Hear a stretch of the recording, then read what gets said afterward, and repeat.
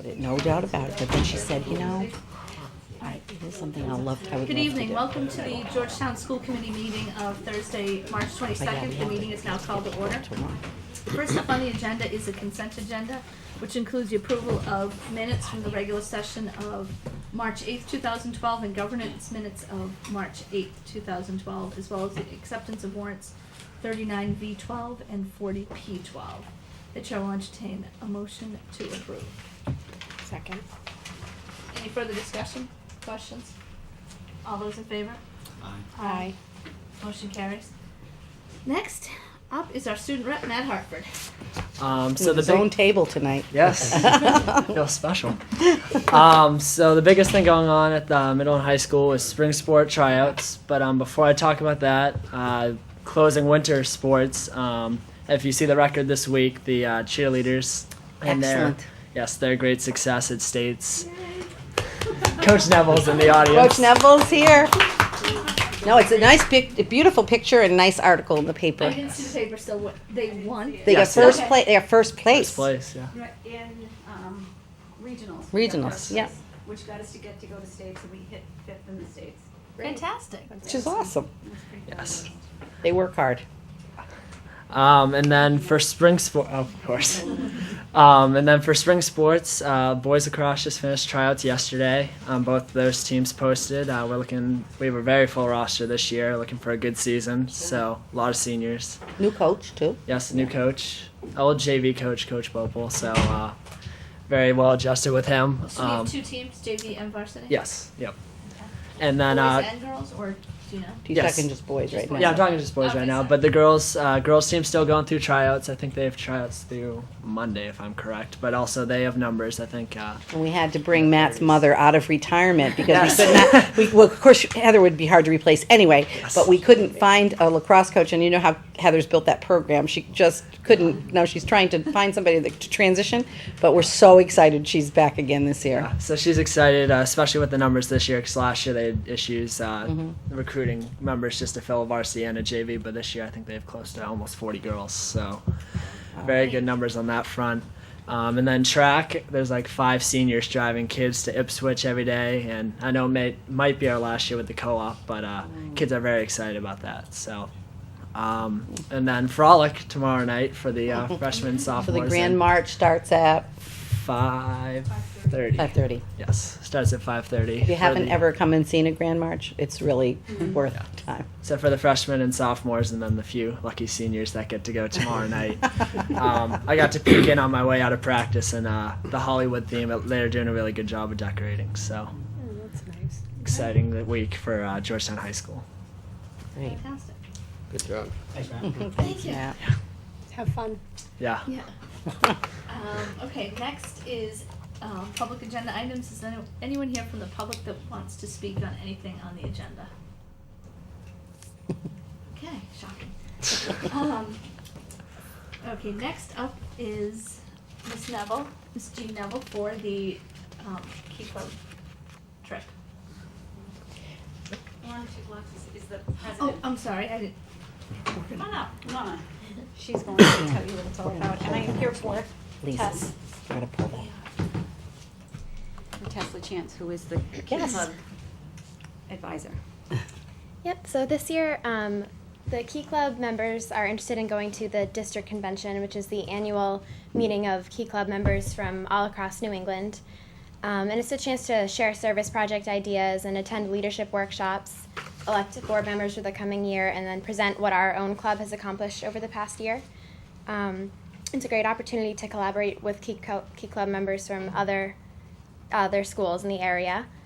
And it's something that club members from our school have attended for the past 3 years, and something we're interested in doing again this April. And you only missed one day of school, right? We don't even miss that. You don't miss that day? Oh, We drive out, I think we left half day last year. Half day, yes. Half day on Friday, just to get out to Springfield. okay, yeah.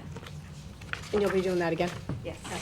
Going out to my neck of the woods. All right, anyone have any questions? Okay, the chair will entertain a motion to approve the Key Club trip as presented. Second. Any further discussion? All those in favor? Aye. All right, great. You're all set. Congratulations, have fun. Thank you. Have a safe trip. Thank you. Last year it snowed on our way out. Okay. Oh, I don't think that'll be a problem this year. let's hope that doesn't happen this year. It's been so beautiful. No. All right. Next up is the school building committee. Ellie, do you want to come up and I guess lead us off? I don't know how you have it. I'd be happy to.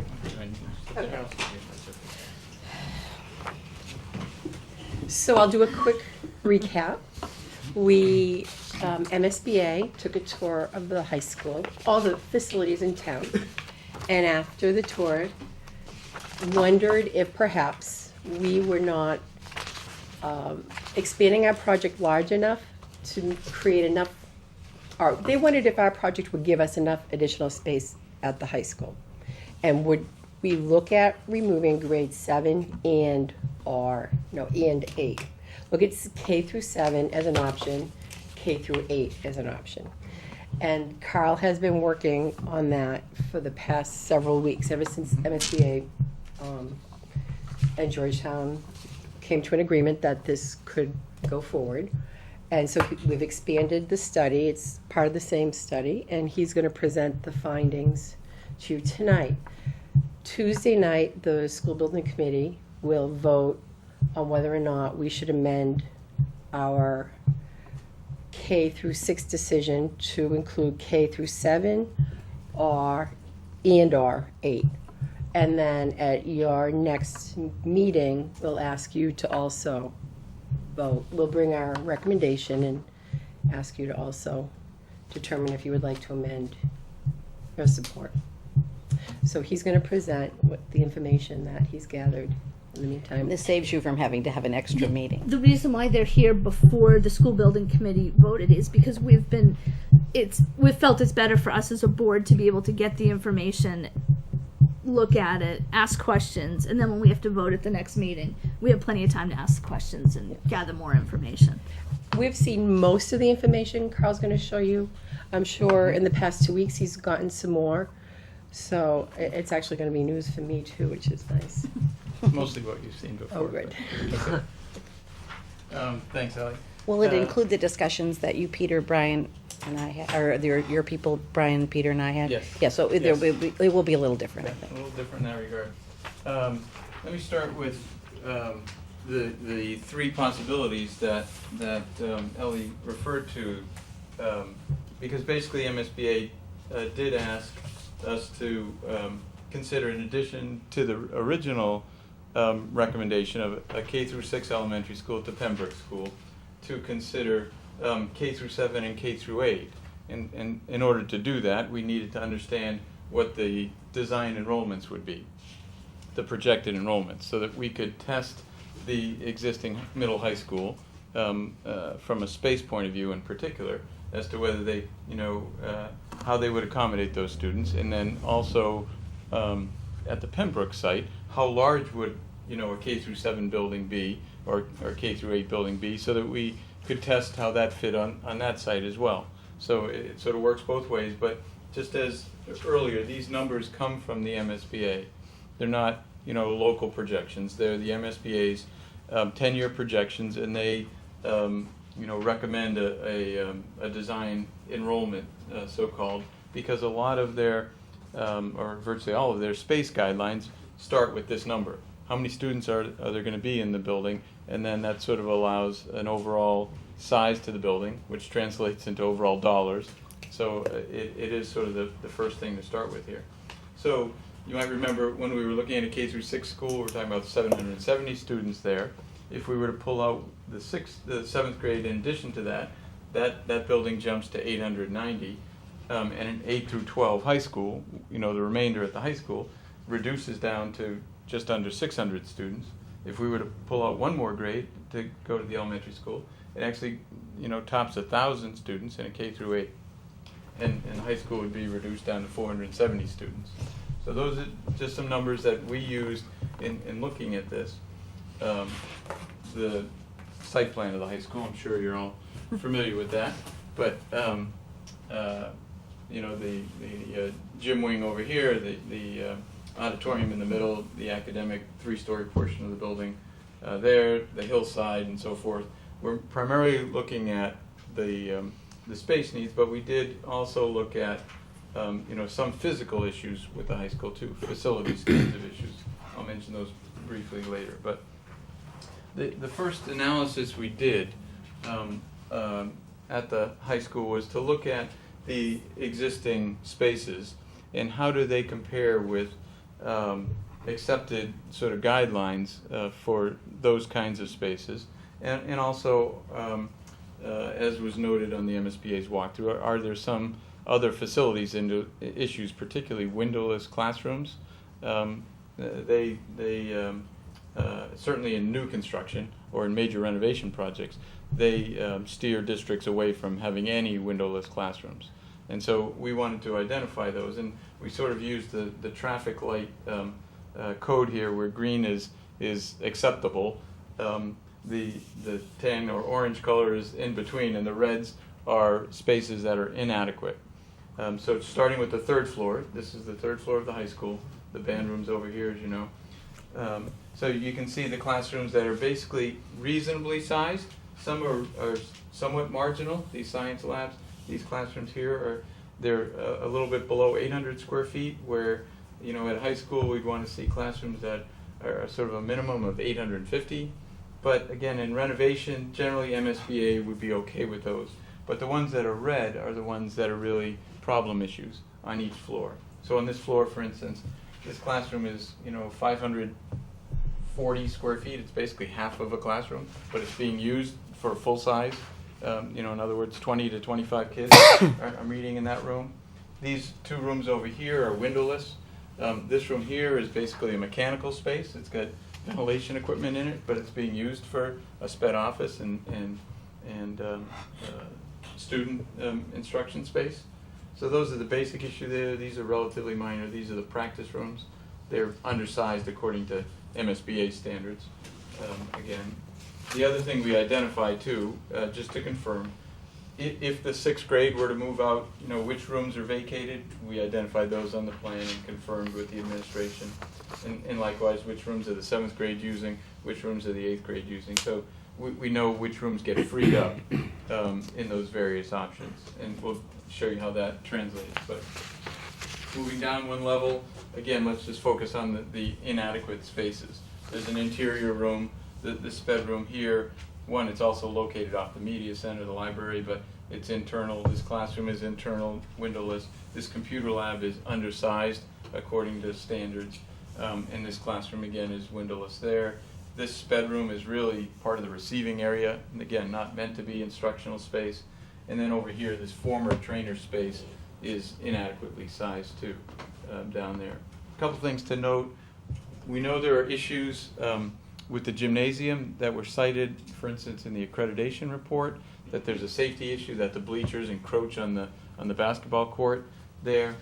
That is true, we understand that, but from a space point of view, the overall amount of space for the gym at the high school is not in the red zone, it's sort of in the marginal zone. And we'll talk about how to address, one possible way to address the safety issue at the gym in a moment.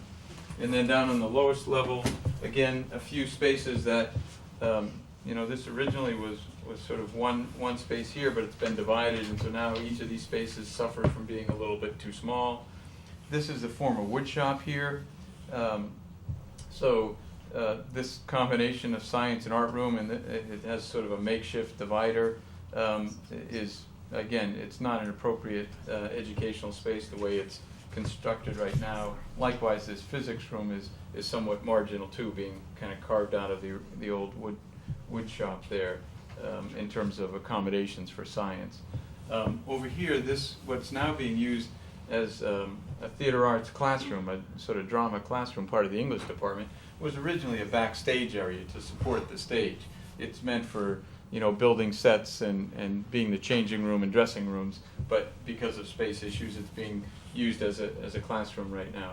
Chorus is also going on, within the auditorium, partly on the stage, partly in the seats there. And again, that's basically the red areas. One other speech room there is a bit small.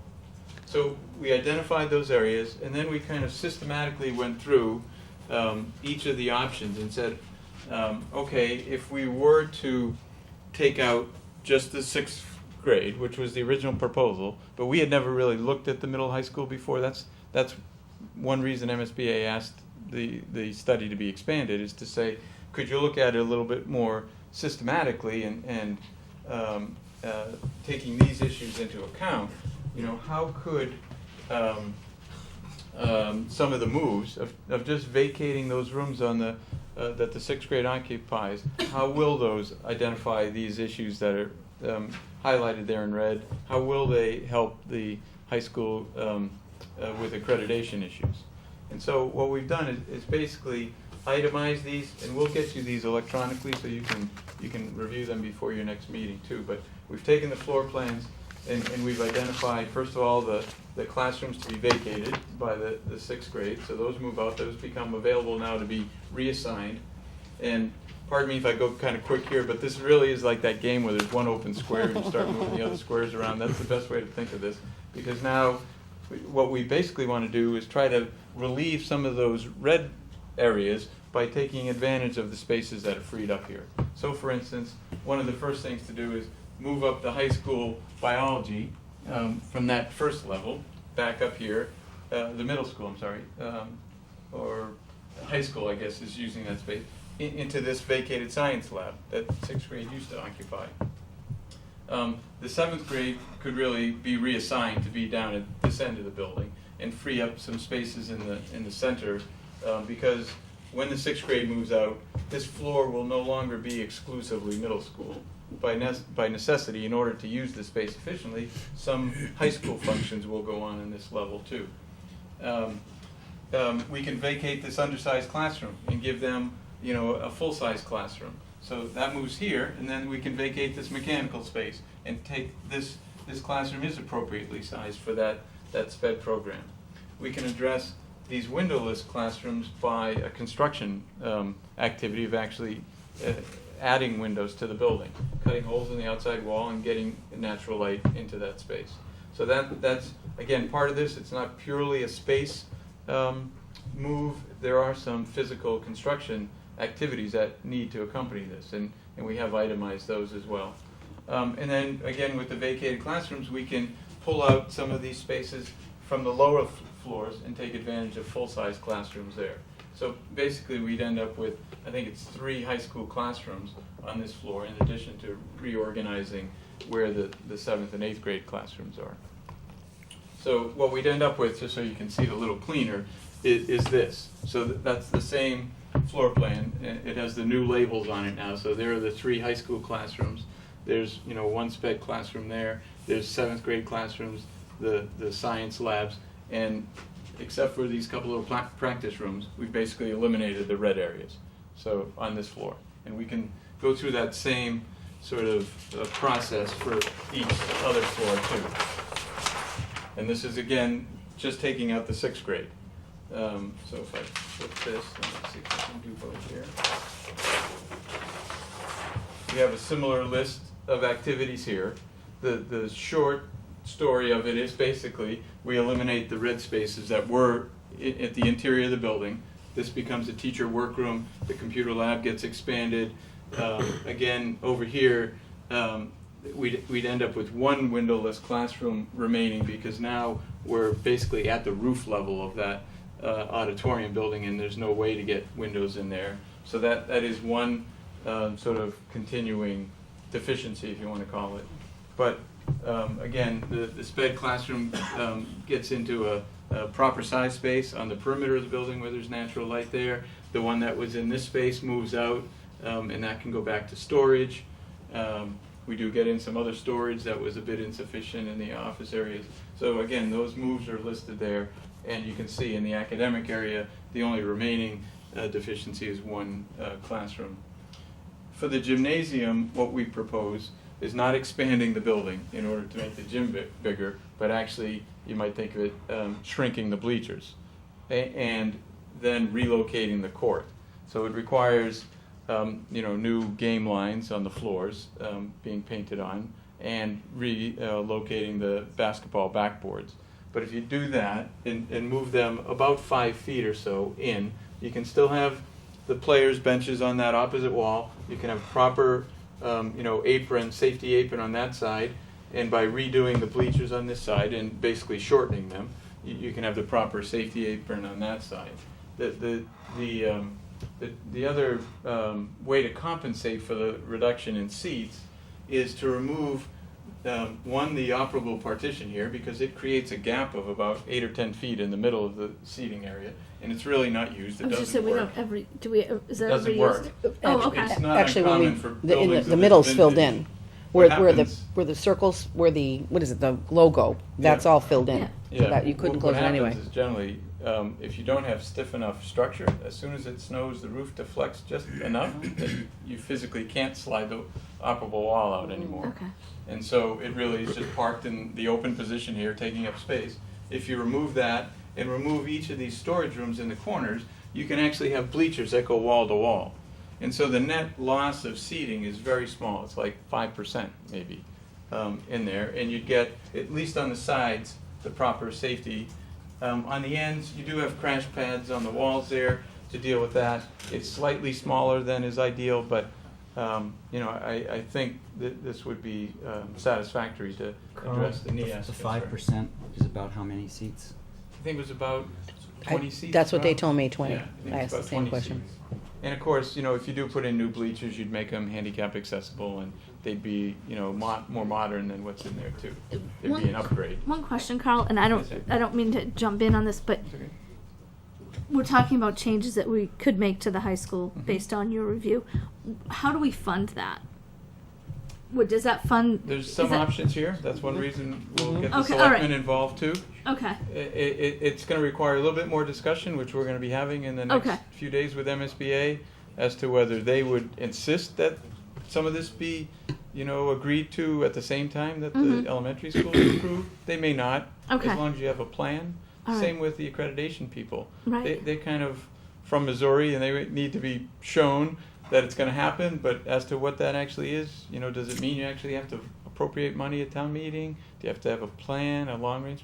That's still a little bit of discussion that Okay. has to happen. All right. Thank you. So, and it doesn't necessarily have to happen all at once either. It could be, a long range plan that says this year we're doing this, a couple of years we're going to do this. And we've thought about what you said to us. We've looked at it. This is what we've come up with, and then we go from there. Okay. Right. So with that adjustment there too, that could address one of the accreditation issues at the gym. One other issue that I don't know if I pointed out, the health classroom took over that space, which was a teacher workroom. It could be, if you want to restore that as a teacher lunchroom, you could actually relocate the health instructor's office and a couple moves like that. But again, the bottom line is basically, you can improve the entire middle floor of the building except for that one windowless classroom there. If we go down one more level, if you were following along here as we were moving these squares around, one of the things we did, remember in this former wood shop area, was to remove that science shared space here and this science at this end as well. So that sort of frees up this middle part of the first floor here. We could make this a legitimate art room now. We could take this space out of here and bring it over here and give it a legitimate classroom, again, with some renovation here. We could take the chorus out of the auditorium and also utilize that space for that. So now, those three moves restore the auditorium to be available for, performances and rehearsals and things like that. It doesn't get tied up with class space. And all the backstage area is restored for building sets, for dressing rooms, for the so-called green room in preparing to go out on stage. And this also, one of the refinements here is that, right now woodworking is sort of taught in conjunction with the CAD drafting course in middle school, but the space that's devoted to that is probably excessive. The kinds of projects and activities, especially looking forward, are likely to change. And so the thought is that perhaps this storage room could actually be converted to a projects room. So students would lay out a project here and then construct it in that space. So it really frees up this to give us some flexibility to address all those issues that were on this level. One of the other things that could move out of the middle school, high school, has been identified when kindergarten and first grade move out of Pearlie. There are some special ed offices here that don't have to be at the middle school, high school. They're really a central office function. So freeing up that space allows this life skills to move over there, this science space to expand to be proper size. So again, you end up with a floor plan with virtually no red spaces, that everything is taken care of. And you know, the auditoriums are stored, backstages are stored, this science is the proper size, this art room is restored, you know, this art room is, with renovation, these become legitimate classrooms, proper walls, ventilation, finishes, and so forth.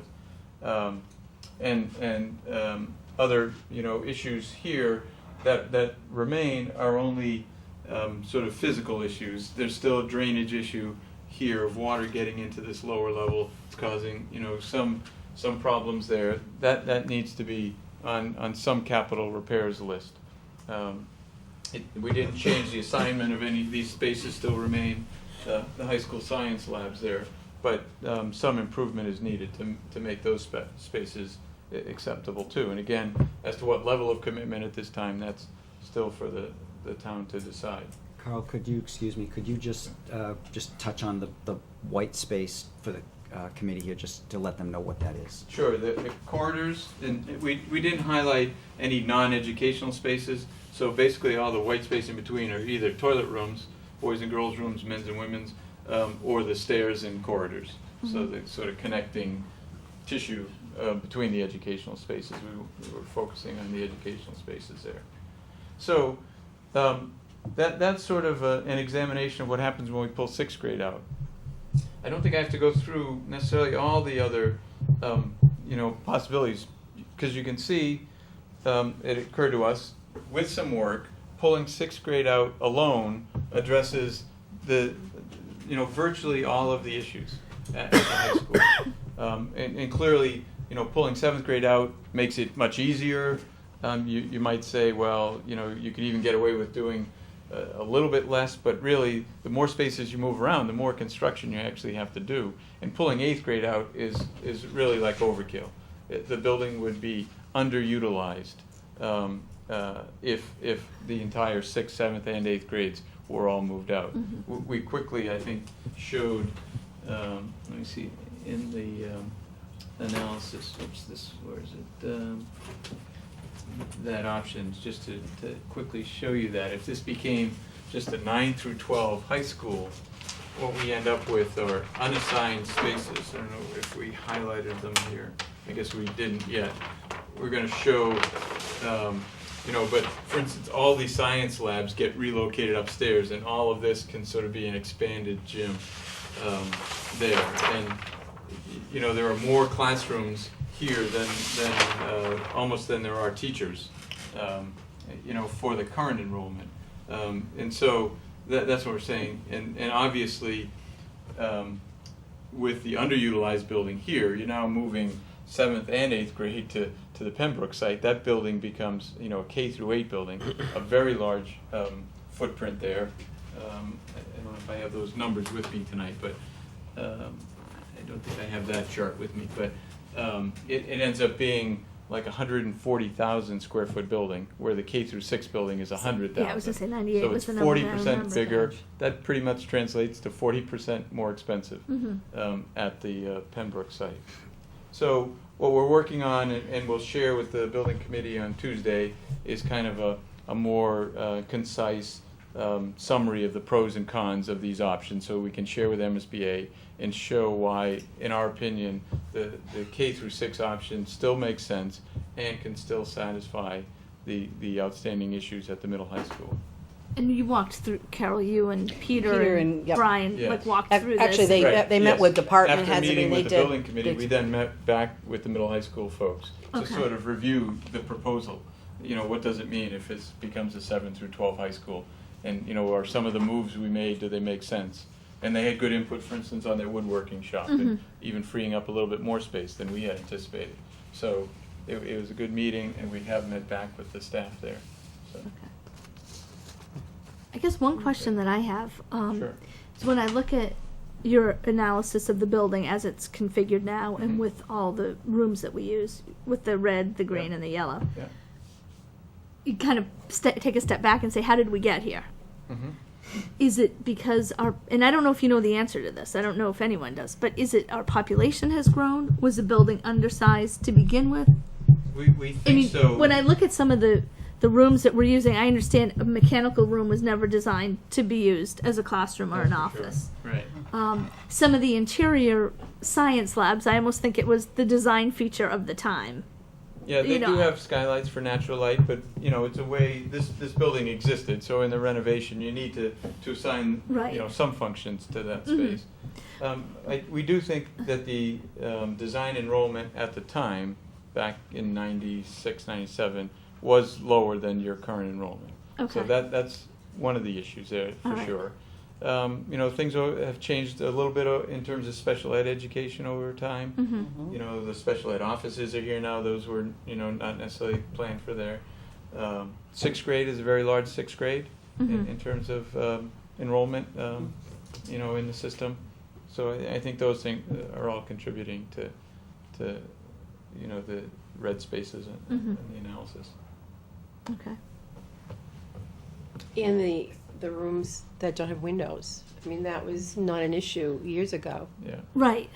And the only reason some of these are red now is because MSBA doesn't want people building Yeah. buildings without There's windows. so been, people- you know, a fair amount of research that shows a pretty positive correlation between natural light in classrooms and student performance. Mm-hmm. And the MSBA has bought into that and made it part of their, it's not a regulation, but it's certainly a guideline when they look at, you know, new schools and renovations. And it's interesting that the thing that surprised me the most was maybe, you know, there's a fraction of the red rooms, if you will, don't have the windows, but mostly they were the undersized mechanical rooms that really were never planned, whether it was, Right, they were never right. planned to be used as classrooms or offices, as opposed to those rooms that didn't have windows because of the design of the building, if you yeah. will.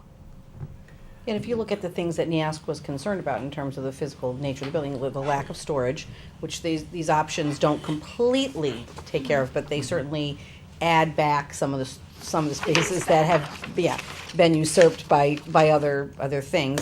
Obviously, Carl mentioned the gym was a question. The work we're doing over time on the technology labs and getting more up-to-date technology, because they were concerned about the sort of the state of the technology and the long-term plan for technology. The fact that we had floating teachers. Now, Peter, correct me if I'm wrong. Under this, if we just take, I'm thinking now with the advent of adding the space in the wood shop, we now can deal with the 2 or 3 teachers who are still going to be floating. Yes or no? Peter's saying no. Why, Peter? And if you take this, the last plan that I saw, if only the sixth grade goes, we don't gain any storage space, which is a major issue with Oh, NIASC. we However, don't gain it, but we get it back. No, He's saying no. Well, we kind of went through that with. right, and that's, And identify remember we that. said, and then, so we left it as, I said, well, what if you take the wood shop? So I haven't heard back from them what the plan was to do, what they were gonna do with the wood Right. shop. But when we talked with Courtney Paul. and Paul, Yeah. they had sort of indicated that if we were able to take the wood shop space, that would potentially result in the ability to create spaces that would then potentially free up other spaces, like for classrooms. That's what I thought we understood the situation to be. But I haven't looked at it as closely Yeah, either. I don't know Peter, so- what the plan is for the wood shop, so. Right.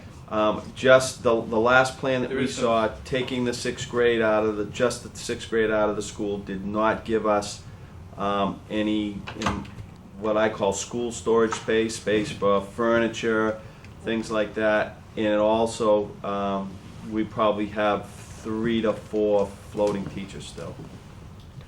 Right, the freeing up the wood shop allows not only classrooms for, legitimate classrooms for chorus and theater arts and middle school art room, but also some additional storage in there.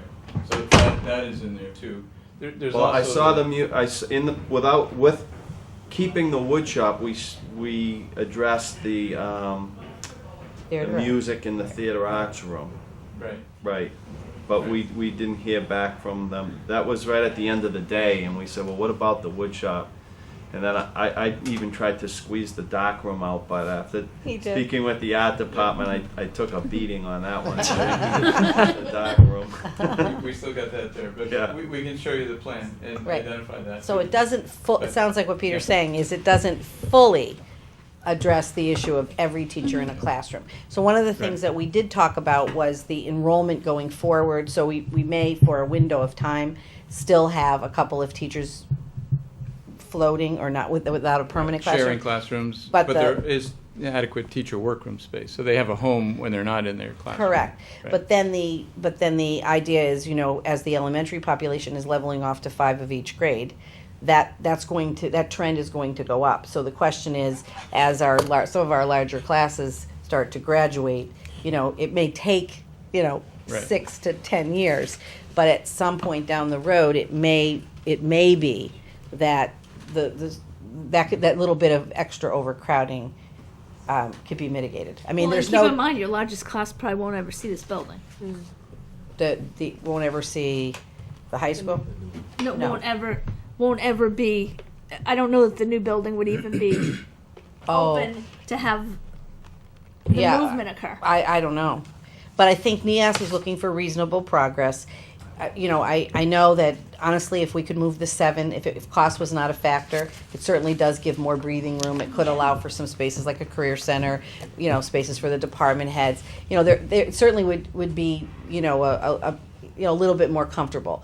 But, I think we're trying to consider everything, and I think the task is the K through 6 an option that could potentially address most of NIASC's issues and show reasonable progress and serve, keep a population of 7 through 12 at the high school. A couple other points too to keep in mind. One, when kindergarten, first grade move out of Pearlie, there's space freed up there, obviously. Some of which would be expanded preschool and so forth. The special ed offices we moved over, but still there'd be some opportunity for additional storage. Now it's not directly true. at the high school, true. but That's for true. the school department at least, things such as furniture, could be stored at Pearlie. Particularly one of the 2 of the moves at Pearlie would bring art and music kind of activity spaces now that are down the lower level could be lifted up and free up that space. The other thing that happens when the Pembroke site goes to either K to 7 or K to 8, from a septic system point of view, it crosses a threshold in requiring a wastewater treatment plan, which is not only an expensive first cost, it's an expensive operating cost. Whereas the 770 purely elementary school students by DEP standards doesn't require that.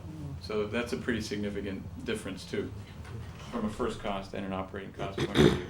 So when we lay out the pros and cons, that's certainly one of them.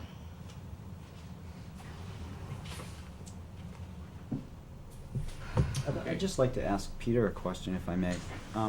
Peter, if you had a magic wand, of those 3 schemes, which one works for you the best? Well, building a K through 8 school works for me. I disagree. I could use every room in that building with just the high school, but obviously, the impact of that building a K through 8 school is probably something that's not feasible. Well, that's but why I said the magic wand. realistically, having just the 8th grade there. Just the Just the 8 8th through grade. 12. 8 through 12, yeah. 8 to 12. And how do you feel about having 8 through 12 as a setup versus tradition versus other? I think it gives us an opportunity. I don't want to say use the word innovative because other school districts do it, but to have an 8th grade academy there that's kind of a transitional year and can have the best of both worlds in terms of having maintaining a middle school concept and still getting them introduced to high school and having the opportunity for kids that are ready for high school to take some high school classes and meet the challenges that they may be ready for, I think is a wonderful idea. And it's a unique opportunity that if we could afford, that we should probably pursue. Thank you. So like I said, we'll get you this electronically. Okay. I know it's a lot to digest. No, and I appreciate you so- coming and giving us the opportunity to hear your thoughts, see where you are. Let us kind of go back and forth with questions and ideas, and so that in 2 weeks we can actually vote and have a meaningful discussion, Right. so that people aren't, saying where did we, how did we get here, and what are our other options, or what other things, have you considered? He'll be presenting this again Tuesday night to the building To the committee. building committee. So if you have any other questions, certainly come and ask. All right, yeah, that's you know. great to know too. Yeah. And that is We can send them with Tuesday Rob. night, Tuesday 7 night, o'clock 7 here. o'clock here, third Yes. floor. So everyone should know that. Thank you. All right, Excellent. great. Thank you very much. I really appreciate it. Sure. All right, so Tuesday night, if people have questions, you will be there anyway. All right, Send them moving. through Rob. All right, moving right along to administrative report. Yes, very quickly, Superintendent? couple of things, for your edification, but also for the public's information. As you recall, we had the DECA students went to the state competition, and Lisa Ryer provided some results for us, so included in your packet is a quick summary, and for the public's information, 17 students, I believe we sent 26, 17 students earned competency certificates, 11 students earned medals for individual achievement, 12 students placed in the top 10 in the state. 8 students qualified for the national competition in Salt Lake City, Utah.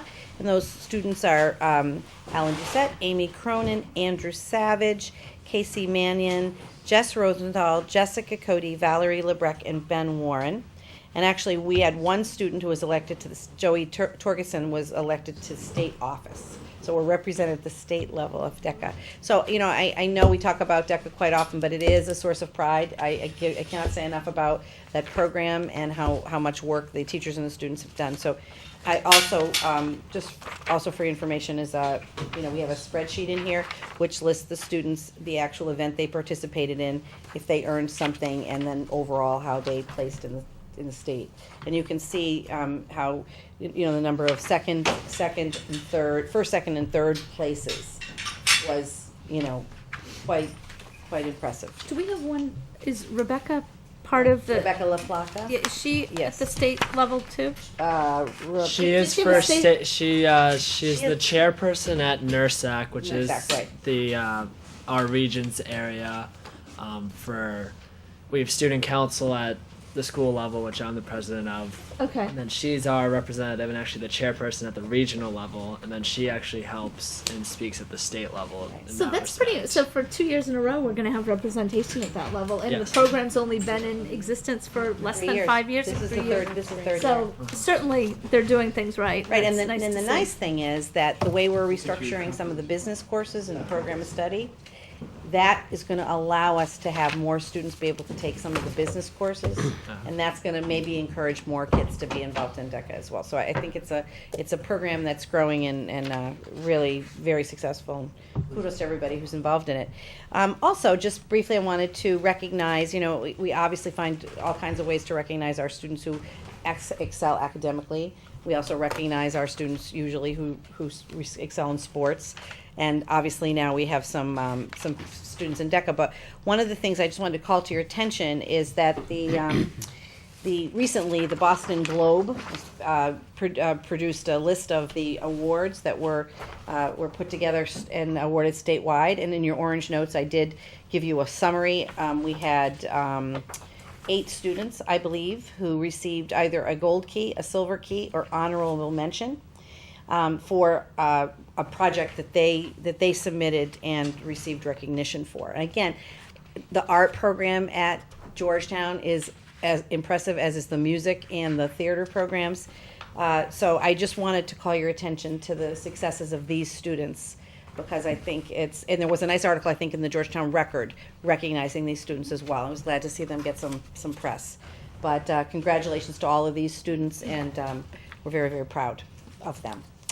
And last item I was going to just briefly bring to your attention and not really talk about is I did put, and this kind of goes with what Carl was saying, just so you're in the loop in terms of what the feasibility study schedule for the additional activities that were going to be done is. They're not only listed, but there's a timeline, and then the master schedule on the last page. And the reason that you had this presentation tonight and you're talking to the, you're going to do it on the 12th, you're going to take the vote, is that there's a date of April 18th that the preferred alternative needs to be submitted to MSBA. Before that happens, the school committee, the Board of Selectmen, and the building committee all have to sign off on that. So they all have to receive presentations like you had tonight, have a chance to fully discuss it and make a decision as to what the alternative, if everybody's going to support the same alternative. Then you'll see the timeline going forward in terms of all the other things that happen as a result of that. With the goal at this moment in time, the building committee is trying, in the MSBA, are trying to hit a deadline to have perhaps funding appropriated at the fall town meeting, at a special fall town meeting. That's kind of where that timeline is right now. And if you have questions about that, certainly Rob is a member of the building committee, and I'm sure Ellie and Michelle would be happy to answer questions or talk further with you about that. And that would conclude my comments. Unless you have some questions. No, for me. the only thing, I think it's great that we call out our student achievements. And Margaret and Donna, if you have any Yes. achievements, feel free to bring them forward. I feel Yes. bad. I was going through this. They do great things at Pearlie and Absolutely Pembroke they too. do. So feel free. All right, we'll definitely You take know, a look at that. I don't want people to think that we're No, not no. including those No, schools, no. but No. because they certainly do great work. Absolutely, good point, Ann. Okay, moving right along. Any questions on the superintendent's information for the committee? I just had one thing that I wanted to just mention that Jim had included for us. There was an article about Dracut. Oh, yeah. And they could potentially face 75 layoffs, was the title of the article. But what I found really interesting was that they have a shortfall of like $2.6 million that they're looking for. But one of the statistics that they threw out was that Dracut ranks 305th out of the 312 public schools in Massachusetts. And they are ahead of Grafton, Southampton, Hopedale, Hadley, Douglas, Shirley, and Georgetown. So I guess the point of this is we're all facing different issues, but we're certainly not at the top of the heap, and we're all, having to really take a hard look at our budget and how to deal with our revenue shortfalls that we're having now. So just wanted everyone to realize that we are not the only, district that's facing this, and that we are 5 up from the bottom. I think when I started, we were only 2 up, 1 or 2. Well, stuff we read recently. Oh, I'm sorry. I'm sorry. I just said that. We're not 5. Where? No, you're at the bottom. We're at the bottom. We are the bottom. Yeah, it's on the next page, right there. Right Yeah, there. I can see that. Now that Yeah, the they agenda are says it. 5 from the bottom. Yeah. We are at the bottom. At the bottom. So, and we can argue all day long about the per pupil spending calculation, but at the end of the day, everyone's doing the same calculation, so it gives you a level playing field. Yeah, and we're doing excellent things. Considering with what the we just money talked that we about. have.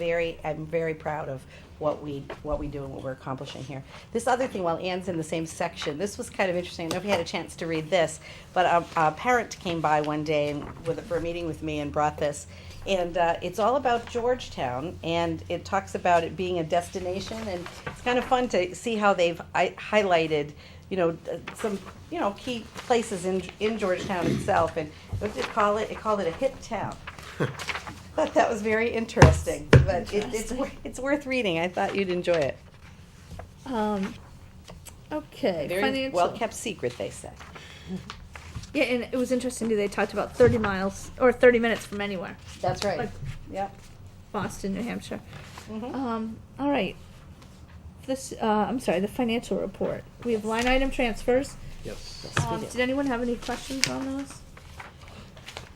Okay, the chair will entertain a motion to approve the line item transfers numbered 175 through 189 as presented. Second. Can you so move? So moved. Any further discussion? All those in favor? When there's two people missing, we're all thrown off. Yeah, I know. That's true. All right. Can you just hand that to Cal? That's for her. Okay, any questions on the monthly budget report? I looked through it very quickly, but it didn't. It was There we go. nothing. Do you want to It's- identify, though, we do have some things we're watching. Well, we are. You know, a couple of things, special education is something we always watch. Utility is something we always watch. We're blessed with this weather where, I don't think the boiler at Pearlie School ran all day today except for the hot water we need. But I had concerns a few months ago about special ed and about utilities. I still have those concerns, but I also know that in talking with my staff in central office that we are going to be okay finishing out this year. But you'll notice that we have to do transfers to keep the deficit portions, putting back in black. So we're pretty well, we have 12 weeks of school left or thereabouts, and we'll be okay. Long-term sub line is Yeah. starting to take a little bit of a hit. Yeah. We have some Sorry, long-term. long-term Long-term subs. substitute, like emergency medical situations or pregnancies, but, we can't always plan on those the year before. So, we're watching that account too, Right. I think it's fair to say. Okay. All right. Next up, old business is the calendar. No, I'm sorry. Let's go ahead to subcommittee reports. Budget and finance. I believe we need to have a meeting, We do. and you sent me a note about athletics, the funding and Right, because the fees. we want to have them come back to the Right. committee, and if you don't have any objection to it, I'd like to suggest we do that at the second April meeting, Yep. partly because Krista Franco's involved in Dancing with the Stars, which is on the 12th, and I can't not have him be there. And, this one would of the give, stars. he was talking about, well, I can dance and then I come back. I'm like, no, because, just, if So I I could think work I'd it out. like to If see I could, that. I tell you, Same night as that meeting? I'm all for canceling yeah. our April 12th meeting, which I we know, can't, 'cause 'cause we I've now have never to take been them- because oh I've my- heard it's great. You would love it. It is It's so always been a great much show. fun. It really is. It's, have and heard that. Peter is usually one of the stars of the show, which, Peter, you just see a different Peter when you see it. It's quite amazing. It's really good. I give the teachers and the students come, and it's like American Idol. They've got their signs for their favorite teacher, and they just it's really a fun evening. It really is. It's one of my favorites. I was disappointed that they couldn't change it. 'cause we had Have full you committee. ever participated? They try to get me every year, and thankfully I have a meeting every year. Kidding. Okay, if we move the meeting, will you participate? Thanks, Ann. You're supposed to have my back. Sorry. Okay, here we go. Calendar. No, I believe we're still talking subcommittee reports. We got you all flustered. They do All try right. every year. Governance. They had a meeting yesterday, but I wasn't there. Okay. Yeah, and Matt and Yeah. Barbie had some reasons she couldn't come. So, and I think we talked primarily about the policy that's going to come before you on the faculty, the faculty children. We also talked about a social networking policy. My superintendent's network was passing around a policy that is quite a bit of detail in it, and we have an internet policy in our current policy book, but we were talking about making sure that we have enough detail in the policy, because social networking and all this, this is a new world, right? So Anne was going to reconcile those two policies, and then perhaps, because it wouldn't require three meetings, it would just be a change. We would want to talk about it with Barbie, and so those were really the two policies. I think obviously with Anne leaving the committee, we just didn't want to start anything new. It would be whoever comes on board next, who's going to be on the, governance, maybe with Barbie, that would look at section I or section J and identify any policies that might be. And I think we may have arranged a date for the middle school visit for the school committee, to middle high school visit. I think that's either been decided or it's close to being I think Bird decided. is saying not certain at this Laura, point. are you? Okay, we're working on that. And then that will be set up as well. But other than that, that was what we covered at governance. All right, negotiating. Dave is actually ill and was not able to join us last night, but we did have our meeting. And we're going to be discussing that in executive session. So we're moving along with that now. All right, school building committee. I think, Rob, do you have anything you want to add? No, Do you wanna talk? no. Okay. I think that was good. All right. So I guess as far as the school building project goes, they, on Tuesday night, they're going to be here at 7:00 going through everything similar to what they went through tonight. And then the building committee will actually have a further discussion about where they stand on it and what their recommendation is to move forward. Preferred option. I'm sorry, you're right, the preferred option. So then at our next meeting, we'll actually take a vote on that preferred option. We're supposed to be getting Friday all of the information that they will be presenting Tuesday. Okay. Which is important. Yep. Oh, absolutely. Yeah, it's a lot to go through. Okay, moving right along to old business. It's the 2012-2013 calendar, my favorite I subject know, we of always all time. love the favorite subject. We did the before, Part of it. we did the before or after Labor Day, and now we have to determine the exact dates. Because what happened was, I believe in our budget, we cut down one professional development day. Did we go from 4 to 3? I thought we had 4 before. We do have 4, but we have, one is always the day before school Okay. for the teachers, that they consider that a professional development day, and then there's 3 additional Oh, days. then there's 3 additional. Okay, I apologize. I thought we had 4. It's a in addition to that. 184-day calendar. So, so now we just have to look at what the exact day that we're going to start school, and then how all the professional development days, vacation, and all that That's right. works. Right. And Laura, you were pointing out, I think I think Ann and I had a little conversation about this today. When we voted to go before Labor Day, I think the original discussion was that, obviously Labor Day is on the 3rd, that the kids would start on the 4th, and that the teachers and everybody would report the week before. But as I did some research on this as to what the past practice in the district has been, because we only did the after Labor Day 2 years, every other year was before Labor Day. And actually, any other place I've ever been when it's after Labor Day, what happens is, there's Labor Day, and then the teachers all report on the 4th for their first day back, and then the students come on Wednesday, Thursday, Friday. So if that works for you, I'd like to make that recommendation instead of bringing the teachers back the week before, because we're trying to be, we said we want to start after Labor Day. So really that benefit should extend to everyone, I think. So my recommendation is we start on the 4th for teachers, and then, or for staff, I should say, and then Wednesday, Thursday, Friday for students.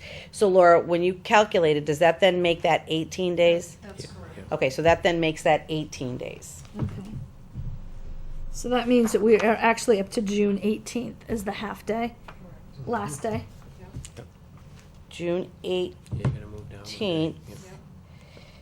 Okay, and then that would mean June 25th for the 5 additional 5 days. additional days. All right, so June 18th.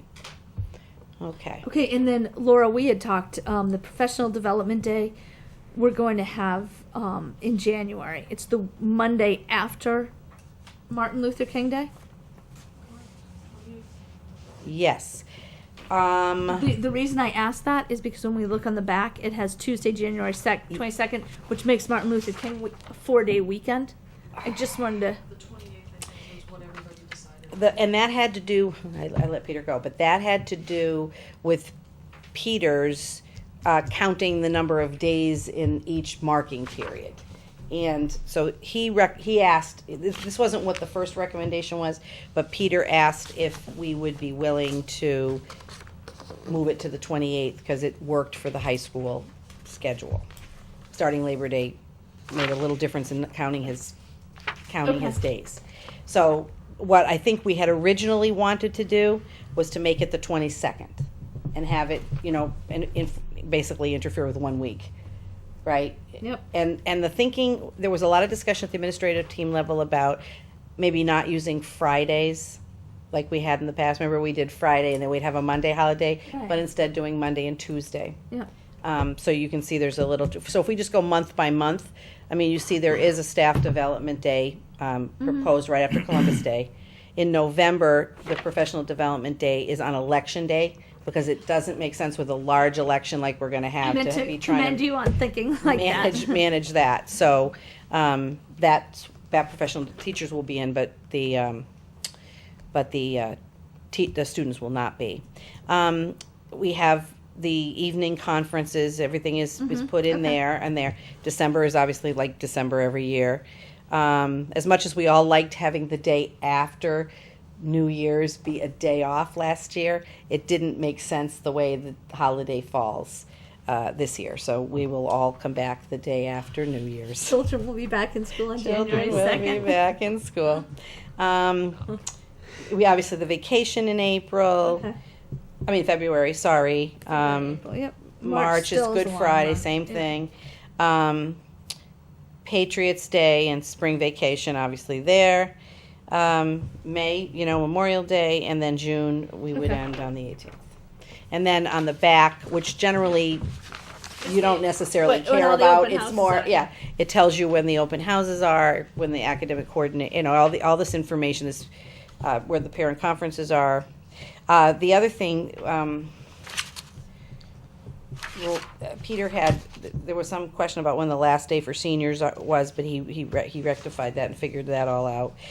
I think though I'm gonna have to ask him about this because I think he had a discussion with me that several years ago, when school started after Labor Day, the actual day that graduation ended up being the second Saturday as opposed to the first. So I need to verify that for you as to whether or not this is correct, that June 1st is graduation. Laura, can you also? Laura, why you, what's up?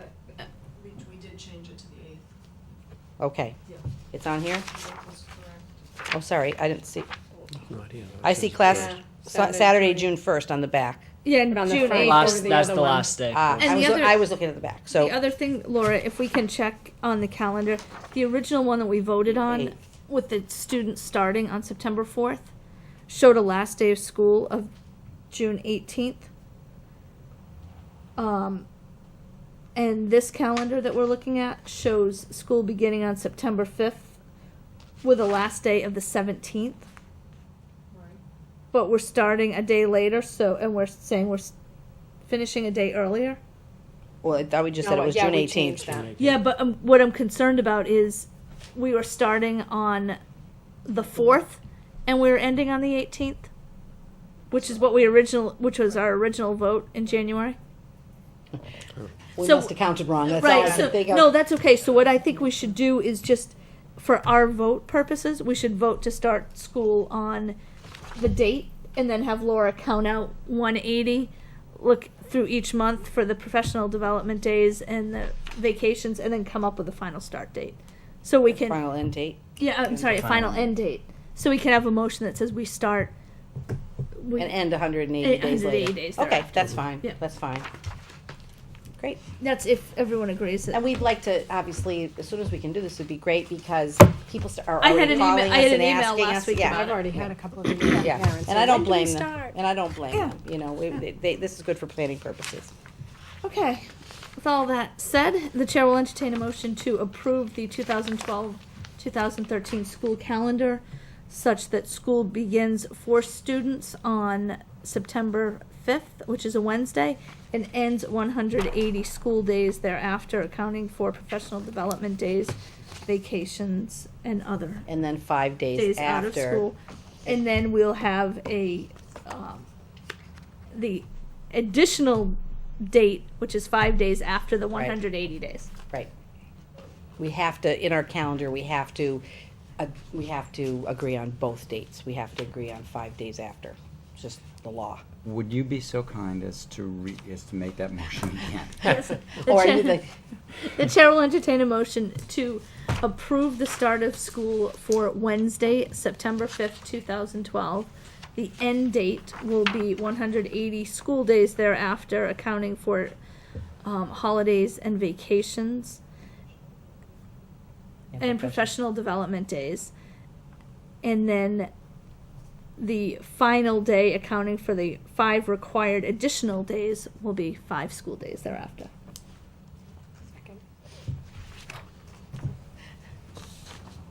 Did you? So moved. So moved, okay. That's all right. That's your job tonight, the so moved. Yeah, well, I thought it was a new technique that the 3 you were allowed to do, so.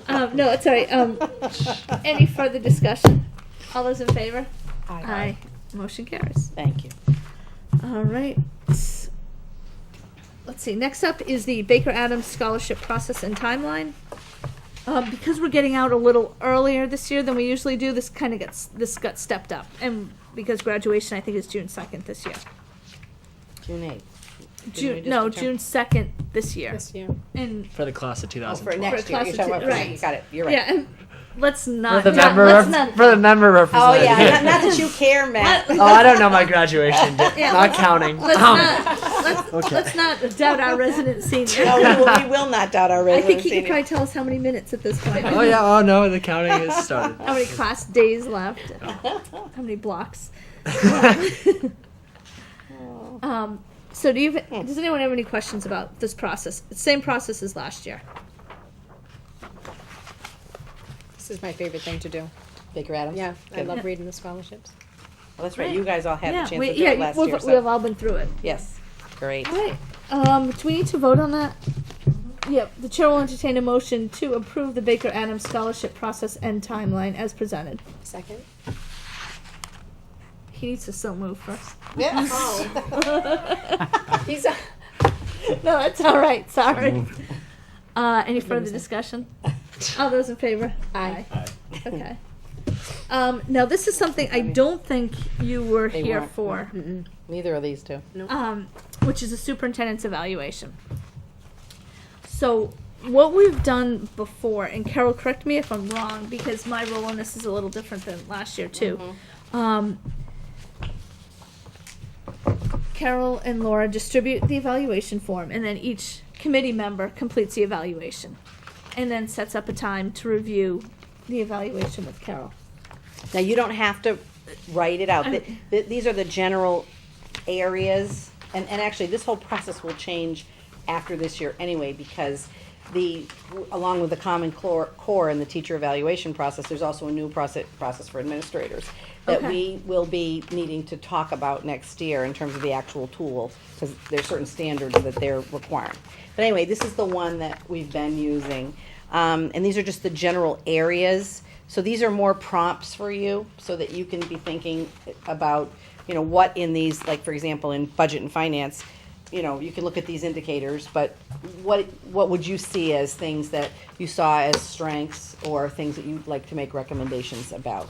You don't have to, you don't have to write anything. In fact, one of the things that Mike Gilbert from MASC said is that, the process he recommends is that, you just make your little notes, whatever notes you want, and then when Ann leads the discussion and says, okay, in the area of leadership, does anybody want to make any comments? You make your comments from your notes, right? And then Laura really transcribes everything into the notes, and that becomes ultimately the composite evaluation And it's done you can have, at the meeting. what we've done in the past is we've scheduled individual one-on-one meetings with Carol to review, for lack of anything else, your evaluation form, your comments about her performance. And you can ask me questions And too. you Like, can I don't know much about what you've done in this area. Could you say more about it? It's just a great opportunity for a give and take. Really, that's what it is. Just two-way information. And then during the meeting, which is the 28th, we will sit down and go through The notes. the notes. And I use this, or we've used this in the past as kind of a frame, an outline for the discussion.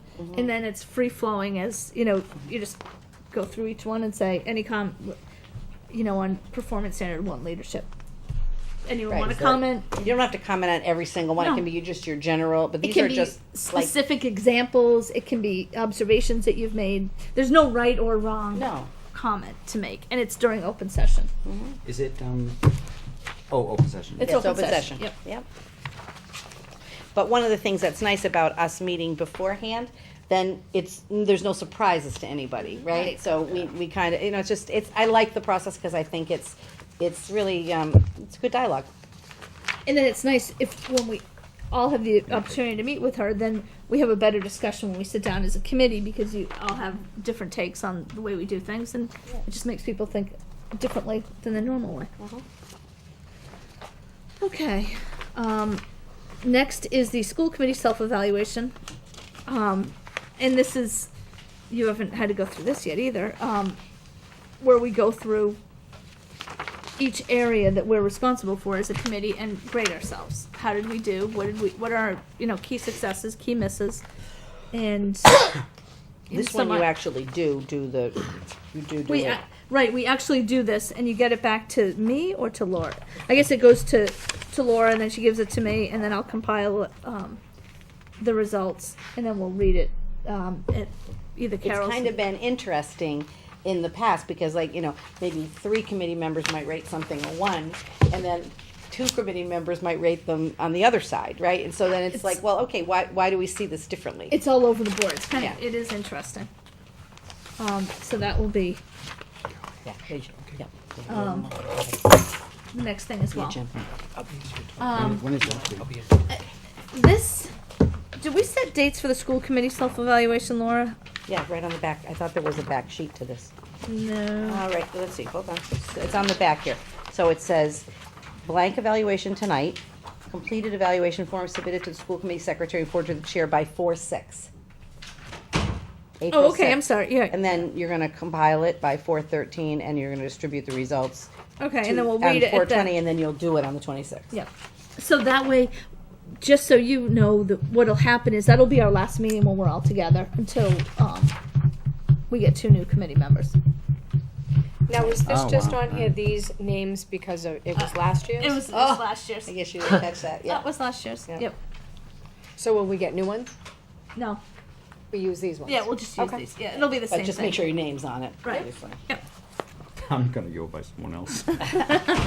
Meeting's over. Hey, Steve, we'll figure that out, Rob. Yeah. Come after the decision. Yes, sometimes you can figure out, like, okay, who voted on it? It is funny. Okay, distribution of the policy on admission of non-resident children of staff. Yes. This is the first read, so we don't, No, this isn't a first read, this Oh, is I'm sorry. distribution. So you just Yeah. read it, and if you have any comments, you'll be we'll talk about it at the next next meeting. meeting, yeah. And it's, policy file JFA, and 2 pages.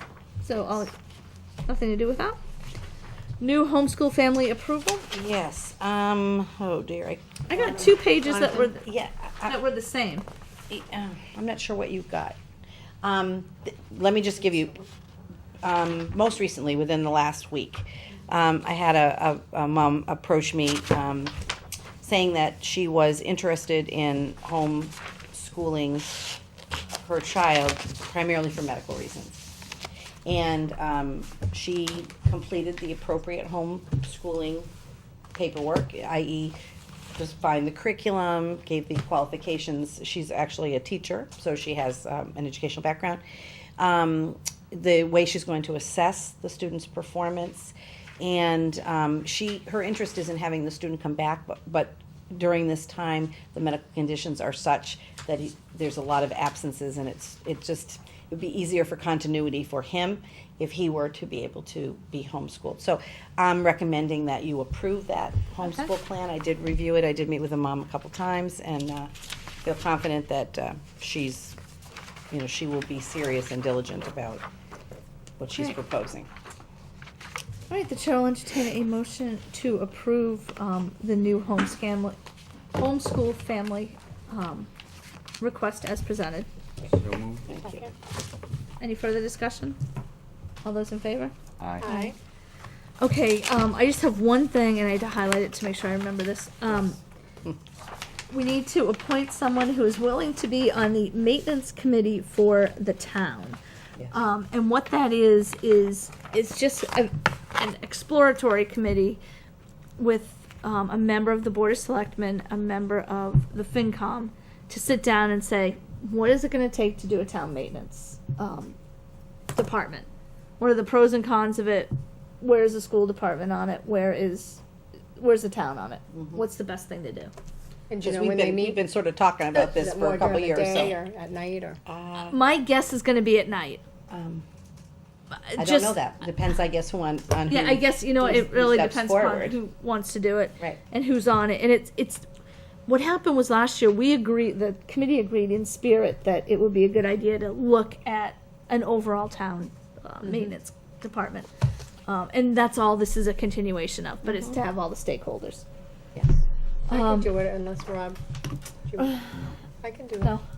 Barbie, you want to do it? Sure. Okay. Okay, great, Barbie. Thank you. Barbie, thank you. Sure.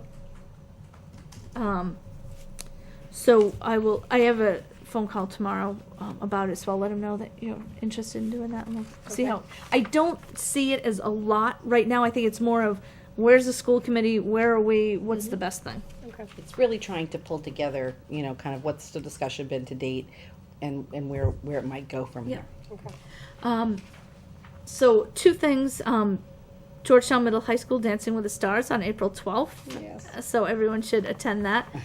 Or our school committee meeting. Yes. Does that usually get sold out, the Dancing with the Stars? Yeah, Yeah, really. the first year they weren't sure how it was going to do, and then it sold out, and it's now an annual thing that Oh my gosh. people have taken under their Oh wing. my God, and- it's unbelievable. Yeah, It really is. Yeah. yeah. School building committee meeting next Tuesday night, town hall, 3rd floor at 7:00. And they're going to be going through the discussion and coming up with their preferred option. So people should please plan to attend. And maybe, Ann, one thing we were just kind of informally talking about it, just formally making sure that there is a person who's willing to sign the payroll warrant and an alternate if that person can't do Yeah, it. I guess in that light, there's what we need to think about is we have 2 more meetings with Dave and Ann, and then we'll have, knock on wood, 2 new committee members that will be starting at our first meeting in May. So at that first meeting, we need to reorganize the committee. We also need Committees. and we'll come up with subcommittees, so be thinking about that. And then Anne has been signing the payroll warrant since the dawn of time, since she's been on the committee. So we need someone that's willing to sign it, I believe, every other week? Every other week. Every other week. And what we've done in the past is the board has given approval to one person to sign it, so that all 5 of us don't have to sign it. Like we have to sign the regular warrant. So why don't you give it some thought, and then we can see, where we are. But we'll need to determine that for I the think first Barbie meeting. said she would Oh, be willing, and Rob said okay. he'd be the backup. So Okay. I think you So can is Alright, it just perfect. you go down and Julie has it like Yep. every? Trisha has it. Trisha, okay. But I think the 2 new members would be difficult to have them take that on because they're just going to be getting familiar with the whole warrant process anyway. Right. Yeah, and you're familiar. You have a whole year under your belt, so You guys are pros now. You know Yeah, that's all the fine, I can do Okay. that. All right. So we're going to be going into executive session. We won't be returning, and we are going in for Chapter 30A, Section 21, Paragraph 3, for the purposes of personnel matter and negotiation strategy discussion. And so roll call vote. Yes. Yes. Yes. All right. Thanks, Matt. Thank you, Matt. Thanks, Matt. We are not returning.